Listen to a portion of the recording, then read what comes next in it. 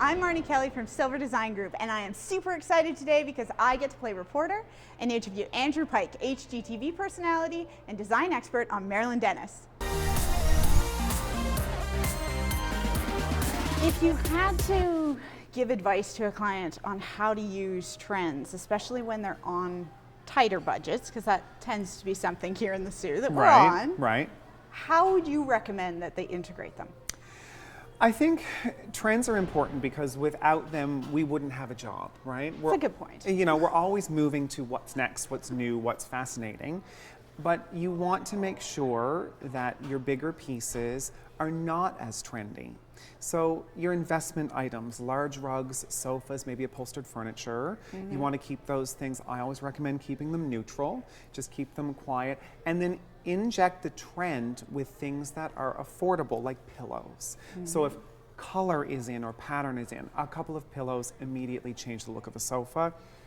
Accessories, the same thing. So vases, floral, whatever is happening, those are the ways to do it. So if you have access to, you know, a HomeSense or a Bouclair or a Walmart or places that have a home Winners. decor. Winners, absolutely. I love it. We're there all the time. Winners, you should go. That's all that's here. Right? So, but those are places that you can get these little accessories for $9.99, $14.99, $29.99, and stay on trend and change the look, but it's not devastating a year or two from now when you want to change them. Yeah, what's your take on the trends that are happening? Specifically, I'm thinking lighting right now, because there's the trend has kind of gone back to oil rub bronzes, the really darks. I'm torn on it. How do you feel about it? I personally do really like it. I like those black metals, the dark metals. I think we went through a phase where chrome was hot. It's not showing any signs of going anywhere. And all those stainless and silver metals, nickel, very popular. And for example, you know, I have been pitching gold hardware in a kitchen to clients for the last 2 years, and I can't get anyone to take it. But you know, it's a preferential thing. So, but for me, yes, those bronze metals, I do really like them. You just want to make sure that they're not too dark and heavy. Yeah, that's, I think, because it's kind of a commitment, right? When they go into those, Absolutely. you have to kind of follow it through. They can't just throw it into one piece and throw silver everywhere else. Exactly. Now, that being said, I do love mixing metals. I'm back there again. So I love bronze and silver and some of the soft golds. I think the difference with the gold is that it's not the polished brass of the 80s. On all the switchblade covers? I know, or all your doorknobs. And hinges. I know, and the hinges. It's not that, so they're softer living finishes, the bronzes, they're kind of patinaed and aged. And so mix it up, but it's like any element in any space. My belief is that it cannot be the only thing. It needs to be somewhere else to link it together. Yeah, and so it doesn't overpower too. Exactly, because you don't want it all exactly the same. Gigantic chandelier. No, exactly. When somebody's looking at hiring a design professional, because up here it's not as prevalent as down where you are, Right. What would you suggest to somebody if they're looking at hiring a designer? What should they be asking their designer? I always say to any potential client that I have, the most important thing that you're looking for is that you have a relationship, that you have some kind of chemistry, because you're going to be working very closely with us.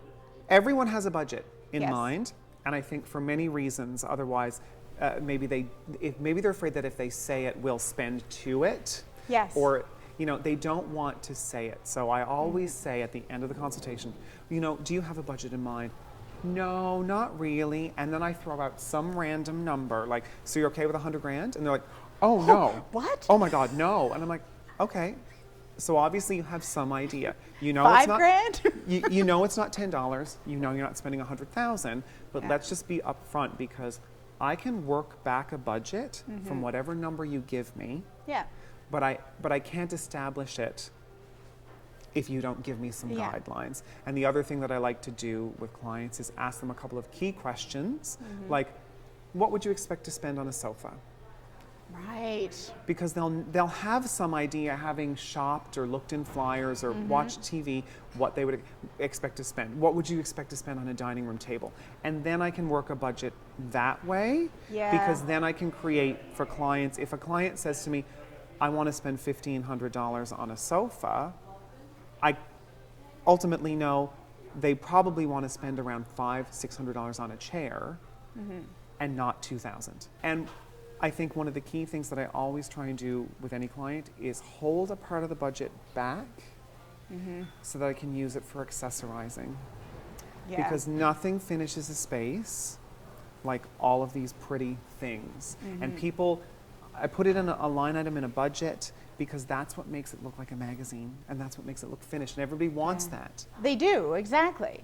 You want the magazine look. You just want to be able to live in it. Exactly. And you know, it doesn't have to cost a lot of money, but if you let the client spend out their budget and they say, oh, you know, we don't need those things, well, it's never really going to look finished.